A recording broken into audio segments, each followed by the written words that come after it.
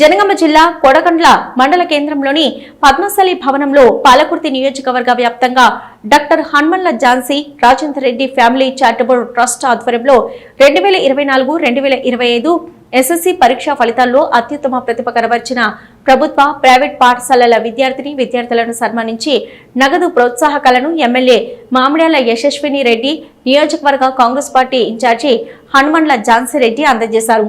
ఈ సందర్భంగా ఝాన్సీ రెడ్డి మాట్లాడుతూ, మన పాలకుర్తి నియోజకవర్గంలో 90% మంది బాలికలే అత్యధిక మార్కులు సాధించారని, అందుకు మీ కృషి వెనుక మీ తల్లిదండ్రులు ఉన్నారని ఎప్పుడు కూడా మర్చిపోవద్దని, అందుకు తోడు ఉపాధ్యాయుల ప్రోత్సాహం ఉంటేనే మీరు అంత ఎక్కువ మార్కులు తెచ్చుకోగలగరని, చదువుంటేనే ఈ సొసైటీలో బ్రతకగలుగుతామని, ముఖ్యంగా విద్యార్థులు డ్రగ్స్కు బానిస కాకుండా ఉండాలంటే మంచి స్నేహాన్ని ఎక్కువగా కోరుకోవాలని, చెడు స్నేహాన్ని కోరుకోవద్దని, మిమ్మల్ని చూసి మన ఎమ్మెల్యే ఇన్స్పైర్ అవ్వాలని, మనకు చదువుంటే ఏదైనా సాధించగలమని, అంతేకాకుండా పిల్లల తల్లిదండ్రులు కూడా పిల్లలకు మంచి విషయాలను తెలియజేయాలని అన్నారు.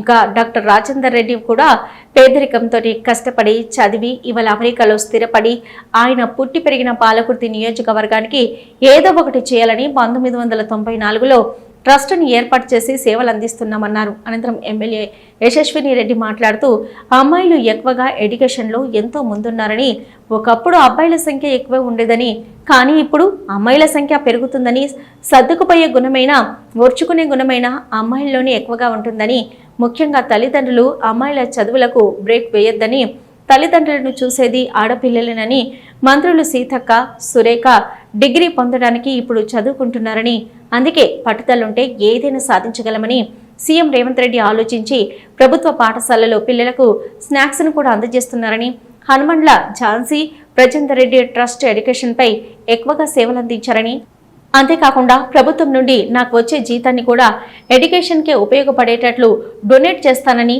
అమ్మాయిలను అందరినీ చూస్తుంటే ఏక్ నారీ సబ్కే భారీ అని తెలిపారు. ఈ కార్యక్రమంలో డిఈఓ భూజన్న, వందేమాతరం ఫౌండేషన్ రవీందర్, ఆయా మండలాల ఎంఈఓలు, ప్రభుత్వ ప్రైవేట్ పాఠశాలల ప్రధానోపాధ్యాయులు, నియోజకవర్గ కాంగ్రెస్ పార్టీ నాయకులు, విద్యార్థులు, వారి తల్లిదండ్రులు తదితరులు పాల్గొన్నారు. మరి ఆనాడు 80 రూపాయలు లేక 2 ఏళ్ళు ఇంటర్మీడియట్ అయిపోయిన తర్వాత 2 ఏళ్ళు ఎగ్జామ్ రాయడానికి 80 రూపాయలు లేని స్థితిలో మరి ఈనాడు అమెరికా పోయి మరి నేను మా నియోజకవర్గంలో ఏదో ఒకటి చేయాలి పాలకుర్తిలో అని ఆయనకు ఐడియా రావటం 1994లో ఆయన ఏమి ఉన్న స్థితి నుంచి రాలేదు. మన నార్మల్ ఫ్యామిలీలు ఎక్కడైతే ఉంటాయో మీరు అందరూ ఎట్లా అయితే ఉన్నారో అదే దానికంటే తక్కువ స్థితిలో ఉన్న కుటుంబం నుంచి వచ్చాడు. సో వచ్చి ఈరోజు ఈ ట్రస్ట్ పెట్టి తనకైన ఇబ్బందులు మీ అందరికీ కావద్దు అనే ఉద్దేశంతో ఈ ట్రస్ట్ తరపున మీ అందరికీ తెలిసి 1994 నుంచి ఎడ్యుకేషను, హెల్త్ ఈ రెండింటికి కనెక్షన్ ఉంది. ఎట్లా కనెక్షన్ ఉంది? మనం హెల్దీగా ఉంటేనే మనం చదువుకోగలుగుతాం. మనం హెల్దీగా ఉండి చదువుకోగలిగితేనే మనం ఒక 10 మందికి హెల్ప్ చేయగలుగుతాం. అవునా?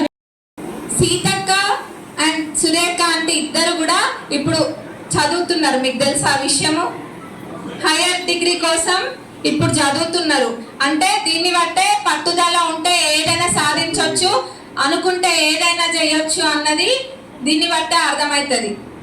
మీరందరూ కూడా మంచిగా చదువుకొని ఉన్నతమైన స్థానాలలో ఉండి మళ్ళా మీ తల్లిదండ్రుల్ని, మీరు పుట్టిన ఊరిని, నియోజకవర్గాన్ని అదే విధంగా చూసి ఫస్ట్ మీరు సెటిల్ కావాలి.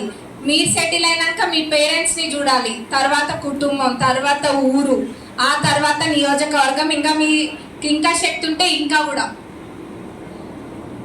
ఇవాళ రేపు ఎథిక్స్, మోరల్స్ అనే నీతి న్యాయం అనేది ఎక్కువ లేకుండా పోతుంది. స్వార్థం అనేది పెరుగుతుంది. రోజు రోజుకి జనాలకి స్వార్థం అనేది పెరుగుతుంది.